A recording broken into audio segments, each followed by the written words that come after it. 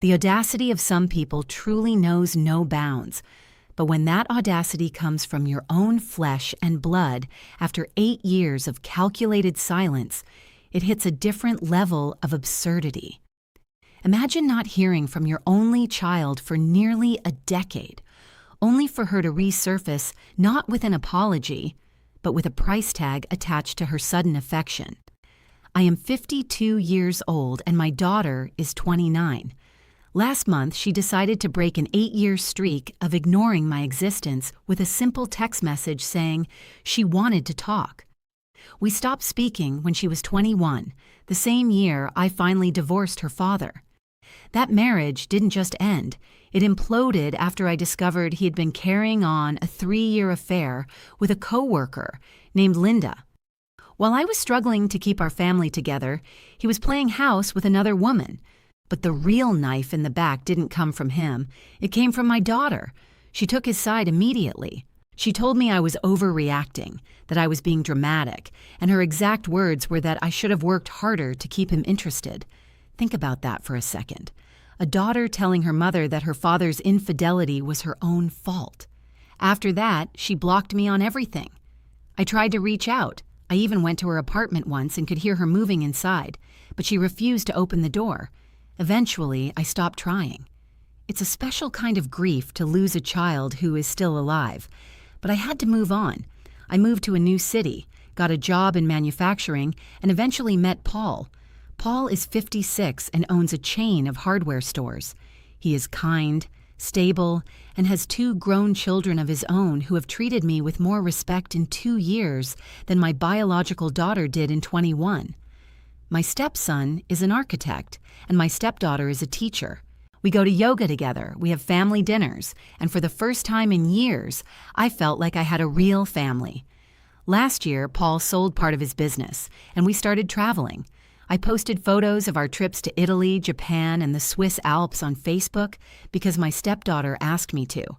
I didn't think about who else might be watching. 3 weeks after the Alps photos went up, my daughter messaged me. She claimed she missed me and wanted to get coffee. I wasn't born yesterday, so I told her that if she had something to say, she could say it via text. She started small, talking about her job, but then she dropped the news. She was engaged to a man named Michael. She sent photos and he looked familiar, but I couldn't place him until she mentioned his mother had passed away last year and his father was my ex-husband's new wife. Yes, you heard that right. My daughter is engaged to Michael, the son of Linda, the woman my ex-husband cheated on me with. They are essentially step-siblings. Michael was 16 when the affair started, and now at 27, he's marrying my daughter. She described their love story as natural since their parents were together. I told her it sounded like a lovely story with a heavy hint of Sweet Home Alabama, and I asked why she was telling me this now. That's when the mask slipped. She said she wanted to reconstruct our relationship before it was too late. I asked if she was dying, and when she said no, I asked what really changed. She said getting married made her realize family is important. I told her she must really love family if she's willing to marry her own stepbrother. I left her on read after that, but she kept going. She started describing her dream wedding in the Bahamas, a destination wedding for 50 people costing $60,000. Her father offered to pay half, but they were short $25,000. Linda didn't leave Michael much when she died, and my daughter and Michael only had $5,000 saved. She mentioned my vacation photos and said she knew I was doing well financially. She had the nerve to say she was happy I met Paul because I deserved to be happy, and then she asked if I would cover the remaining $25,000 for the wedding and maybe a honeymoon similar to my trip to Switzerland. I'm usually too old for emojis, but the laughing, crying face was the only appropriate response. She claimed she wanted to start fresh and that my payment would prove I supported her happiness. I asked if I'd still be invited if I said no, and she told me not to take too long to decide because deposits were due. I told her I'd need a few years to think about a request involving that much money. She started making excuses, saying she was young and influenced by her father back then. I reminded her that at 21, you aren't a child. You're an adult capable of basic empathy. She called me selfish and said Paul wouldn't even notice the money. My stepdaughter came over with wine and pizza when she heard, and we just laughed at the sheer entitlement. My daughter's messages got nastier, claiming I owed her this because I ruined her life by divorcing her father. She said if I didn't help, it proved I never loved her. A few days later, she sent a photo of a wedding dress she put a deposit on with money she didn't have, claiming she'd lose it if I didn't step up. I told her that didn't sound like my problem. I don't need advice on what to do. The answer is a hard no. But I wanted to share the story of the most ungrateful person I've ever known. At least I have 2 stepchildren who actually care about me. In the first update to this saga, I decided to take the advice of some people who suggested I use her desperation for money to get some real answers about the past. If she was going to play the reconnecting card, I wanted to know the depth of her betrayal. I reached out and acted a bit more open to talking. I asked her why she really chose her father back then. She tried to say it was because he stayed in her life while I was the one who filed for divorce and broke the family. I reminded her that he was the one sleeping with a coworker for years. I asked her what she would do if Michael cheated on her. She claimed it was different because they didn't have a child. I asked what if they had a 21-year-old child like she was. She dodged the question. Then I asked the big one. Did she know about the affair before I did? She admitted she had seen Linda at his office and eventually deduced they were more than friends about 6 months before I found out. She knew her father was betraying me and she stayed silent. She even had the gall to say it wasn't her place to interfere in her parents' marriage. I asked why she blocked me then. She said she needed space and that I was making her choose by being amargada, bitter, about the divorce. She then told me that we both made mistakes, and my mistake was being too rigid about the infidelity. She said if I had worked to save the marriage, none of this would have happened. I told her that if she had worked to save her relationship with her mother, she wouldn't be begging for wedding money now. She started crying over text, calling me bitter again. I told her I'd rather be bitter than an interested party who can't afford her own incestuous wedding. She then revealed the cost had gone up to $70,000 because they added upgrades, and her father was actually able to contribute less than promised. I told her to get a cheaper plan or a loan because I wasn't interested. She asked what it would take for me to stop hating her. I told her nothing because I don't hate her. I just don't care about her anymore. She told me I'd regret missing the chance to be at her dream wedding. I told her I doubted the wedding would even happen because she was barking up the wrong tree for money. I also mentioned that my stepchildren think she's a joke. She went silent after that. In the second update, things took a turn when my stepson got involved. He's a bit of a protective soul and decided he wanted to stir the pot. He reached out to Michael, the fiancé, for a man-to-man talk. It turns out Michael had been fed a complete pack of lies by my daughter, my ex, and his late mother. They told him I had abandoned my daughter after the divorce because I was jealous of my ex finding new love. They even claimed I had been the unfaithful one and that I was a bad wife who mistreated my daughter. They lied about the timeline of when my ex and Linda met to make it look like they waited years to date. My stepson sat Michael down at a restaurant and showed him the actual evidence I had saved from 8 years ago. The dates, the messages, the proof of the affair. Michael was stunned. He had been told his mother was a saint and that I was the villain. My stepson also explained that my daughter hadn't just asked for a small loan, but had demanded $25,000 while insulting me. Michael didn't even know the amount was that high. He thought she was only asking for $10,000. He left the restaurant looking like he'd seen a ghost. A few days later, my daughter called me screaming, calling my stepson an idiot. She realized Michael was starting to question everything. I told her my stepson was just doing what a real family member does, defending the truth. She was still hoping she could lie her way back into Michael's good graces, but the cracks were showing. Update 3 came shortly after when the inevitable happened. Michael canceled the wedding. My daughter sent me a novel of a text claiming I destroyed her life. I told her I didn't destroy anything. The truth did. Michael had gone to confront my ex-husband, calling him and his late mother rats. My ex-husband then turned on my daughter, blaming her for Michael finding out. He told her that if she hadn't been greedy and messaged me for money, none of this would have surfaced. For once, my ex was right. Her greed was her undoing. She actually asked me to call Michael and tell him my stepson lied.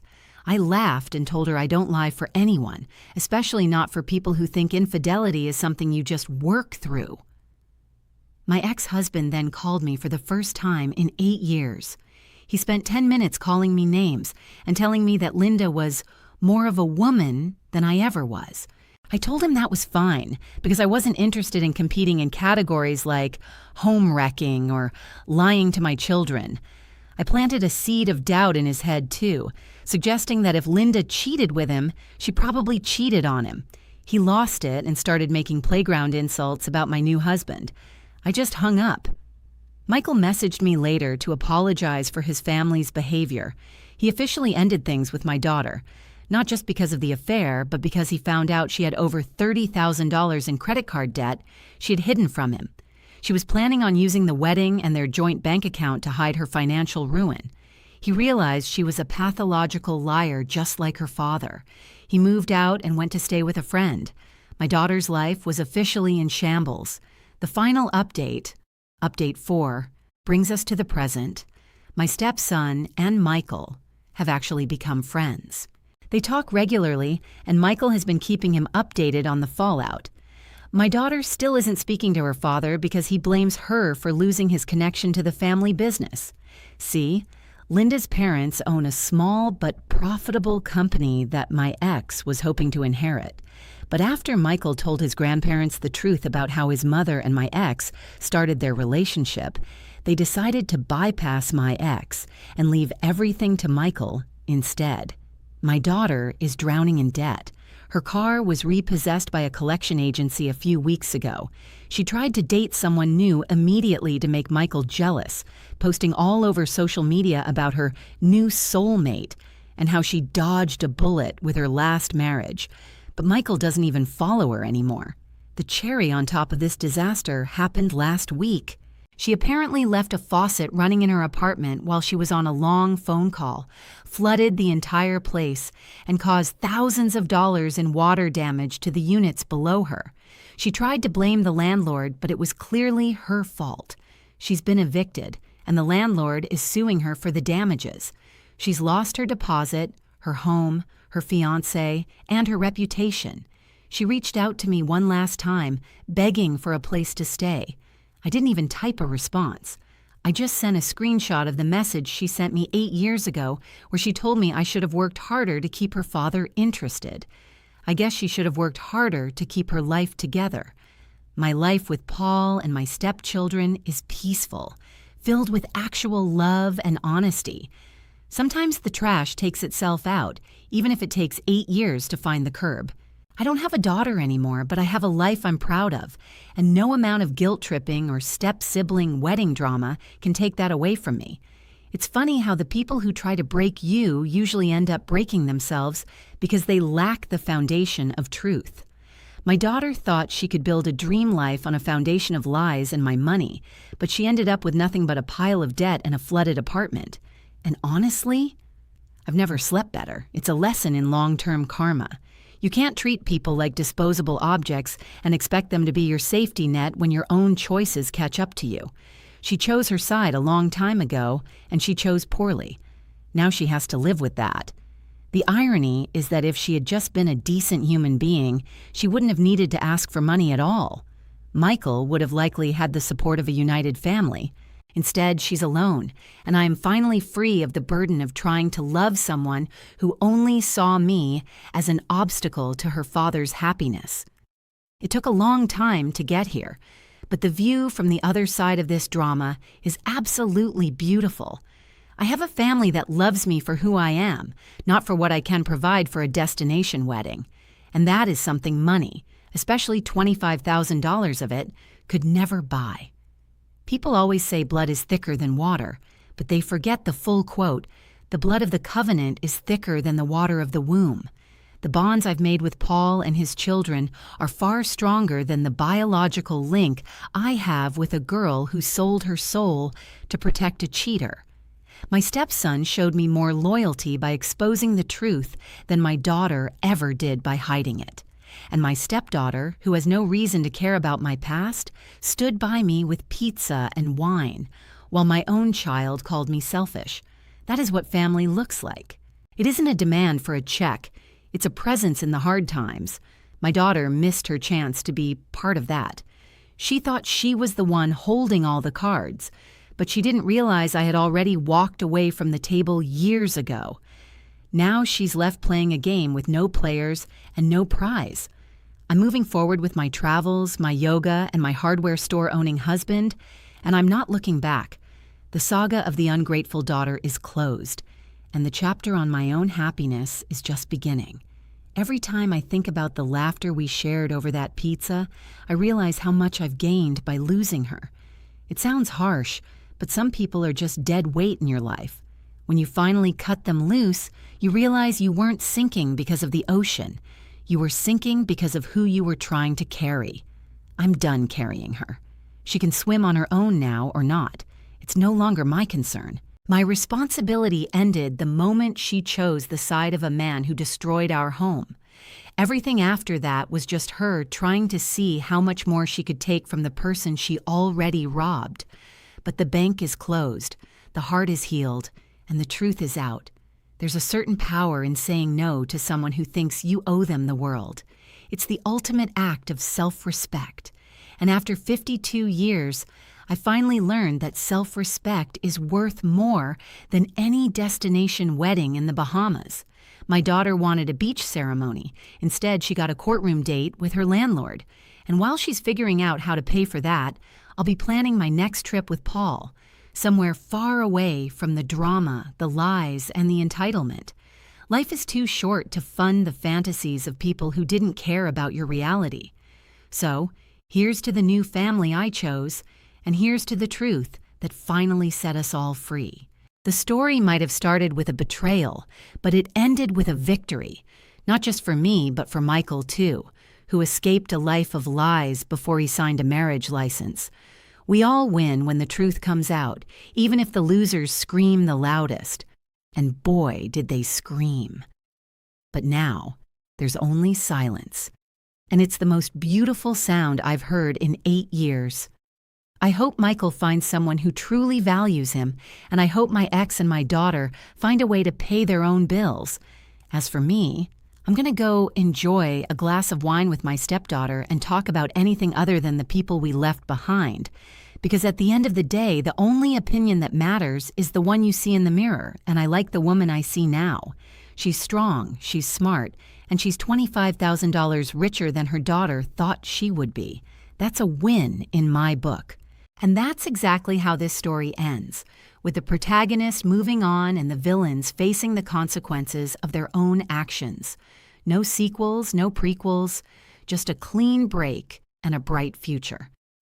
It's funny how life works out when you stop letting toxic people pull the strings. You realize the strings were never that strong to begin with. You were just the one holding them up. Once you let go, everything falls into place, even if it falls on top of the people who deserved it. That's not my fault. That's just gravity. And gravity, much like the truth, is impossible to escape forever. My daughter learned that the hard way, and I learned it the best way. We are both exactly where we deserve to be.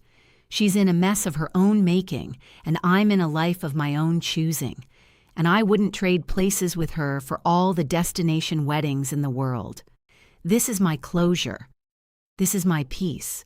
And this is the end of the line for the girl who thought she could buy back her mother with a wedding invite and a bill. Some things aren't for sale, and some relationships are beyond repair. Recognizing that is the first step to truly living. And I am finally, truly living. The weight of the past has been lifted, and I'm walking lighter than I have in decades. No more looking over my shoulder, no more wondering, what if? The what if has been answered, and the answer was exactly what I suspected all along. She hadn't changed, she just needed a check. And now she knows that I am not a checkbook. I am a human being who demands respect. If she couldn't give that for free, she certainly wasn't going to get it for $25,000. It's a closed chapter, a finished book, and a story told. To everyone who supported me through this, thank you. To my daughter, if you're reading this. I hope the water damage wasn't too bad, but I'm still not helping. To Michael, good luck with the family business. You're better off without them.